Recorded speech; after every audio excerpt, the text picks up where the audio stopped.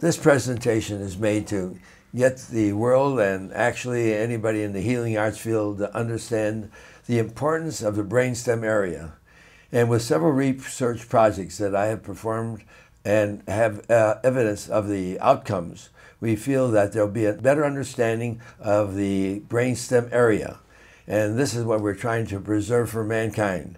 So we're going to show you the different projects that has a correlation to taking a stress factor off the base of the brain. And that's what it's all about. We got to show the importance of the brainstem area, and the measurements we're working with are very, very fine. And in fact, that's the problem, is that it demands the misalignment of the upper cervical spine in relationship to the skull to be lined up to a very fine degree because of all the sensors in the neck. The neck is low with many, many sensors. And although we talk about pinched nerves, we want to make sure you understand there's also the sensors, pressure sensors, mechanical sensors, proprioceptors, pain sensors.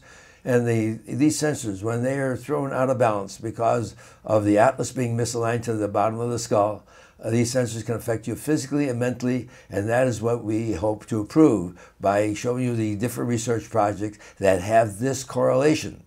What is NUCCA? The National Upper Cervical Chiropractic Association.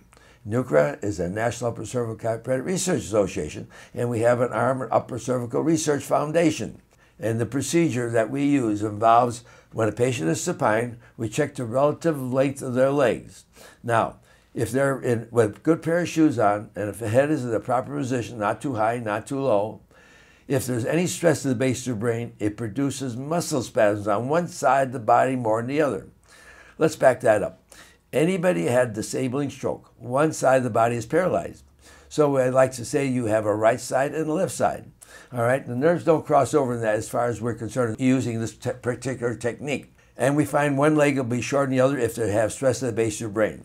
To double check this, if you turn your head one direction, the leg should even up. If you turn your head the other direction, it'll get shorter.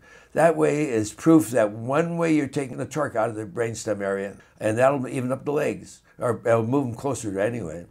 Now, on the other hand, this other picture here shows that we use a neurocalometer, a neurocalograph. It generally shows that one side of the base of the brain is hotter than the other side. Apparently, it affects the blood circulation around the brain. And that is a future research project. In analyzing how these vertebrae are twisted, without a doubt, it has to be a million x-rays been taken to verify our type of measurement.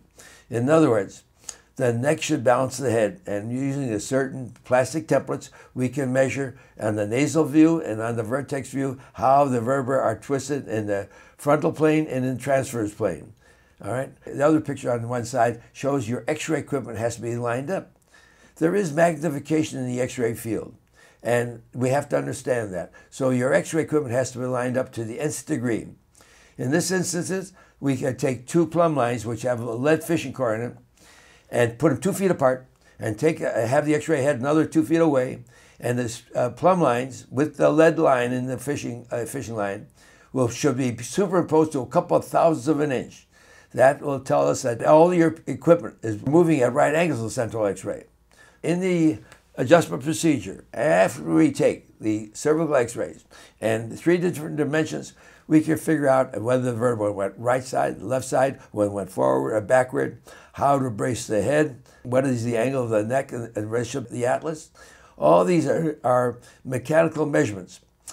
We're dealing with solid structure, and really we are spinal mechanics, because when you're dealing with solid structure, you have to use the laws of physics.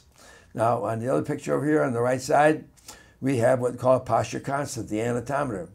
And that will tell us whether their hips are level or whether there's any translation in the body. It'll tell us if your 7th cervical is lined up with your base of support. Your base of support is your 2 feet, and your spine should be aligned to your base of support, your center. So these are standard things that every researcher should know. In the field, whether it's medicine or chiropractic, your spine should be balanced in your vertical axis. The vertical axis is the line drawn up between your 2 feet or your base of support.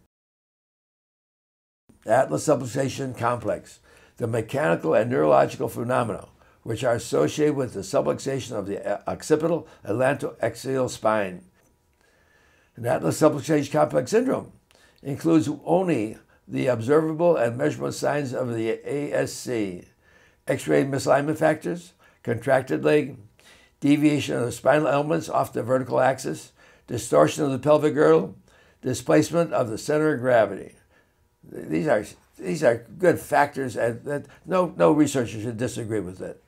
Any anatomist will tell you that these are the planes that you should be measured in when you measure a body's distortion. This is called the Benish anatometer, and we also include laser lights, which I will show you.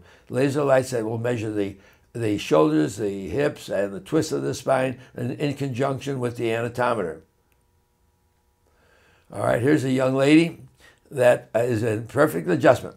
I want you to notice the line here that's the line of her hips. The hips are level. The dot here shows you there's no twist of the spine.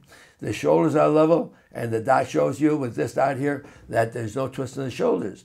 The laser lights on the shoulders are more narrow than that on the hips. That's why we have an arrow over here that's displaced from the arrow down there. All right, she's in perfect alignment. Now, how small can a subluxation be? A laterality of the atlas on a 3-inch consular circle, that's the bottom of your skull. If it's off 3/4 of a degree and moved to a 1/2 degree, this is only 1/5 of a millimeter. The patient was checked clear and the symptoms decreased. In other words, 1/3 of atlas misalignment in the frontal plane, 1/3 of them are off 3/4 to 1 degree. And that goes back with Dr. Grostic, Dr. Gregory, and myself, and Dr. Denton. Anybody that's doing research and measure the atlas laterality have found out that the atlas only has to be off to the frontal plane 1/3 of the time, only 3/4 to 1 degree. It can go as much as 6 degrees, but as little as 3/4, it was enough to indicate trouble. And it's like being a little bit pregnant. In other words, if it doesn't matter how far it's off. If it's off, if it's not balanced your head to the nth degree, which upsets the sensors in the neck, it'll cause your spine to be distorted, among other things. And of course, a backache won't kill you. But when you pinch the base of your brain, we're going to show you it can affect you physically and mentally. There's your measurements: X-ray atlas laterality, atlas rotation in relationship to the whole skull, not using the frame of the magnum, and that's on a vertex film. And when it comes down posture, the leg length differential, and of course the leg should be even when the patient is supine. And on the anatometer measurements, which we told you the pelvis should be level, and not even an 1/8 of an inch on the pelvis. It's got to be level with half a degree, the way we measure. All right, laterality displacement of the 7th cervical in relation to the base of your support, and that has got to be lined up.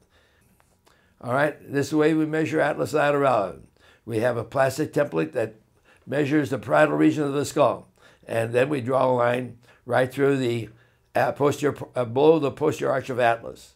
And this we find not only very consistent, but no one has found that this type of measurement will not work out for the benefit of the patient. And we're talking about 1 million X-rays. We measure atlas rotation in relationship to the middle of the skull. In other words, when we take an X-ray, there's a line going down through the center of the grid carrier. And when you put the chin on center, the glabella on center, and we put the head clamp on the posterior portion of the occiput, when we take what we call a vertex X-ray, that way we can measure rotation of the atlas. And that gives us our true measurement. This is why people have muscle spasms on one side of the body more than the other. In the central reticular formation of the brainstem lie the brain centers of the facilitators and inhibitors of the muscles of the spine. When there is an atlas subluxation, we have spastic contraction on one side of the body more than the other. And that is what gives you your scoliosis. Any stress to the base of your brain, you'll have contracture on one side of the body more than the other.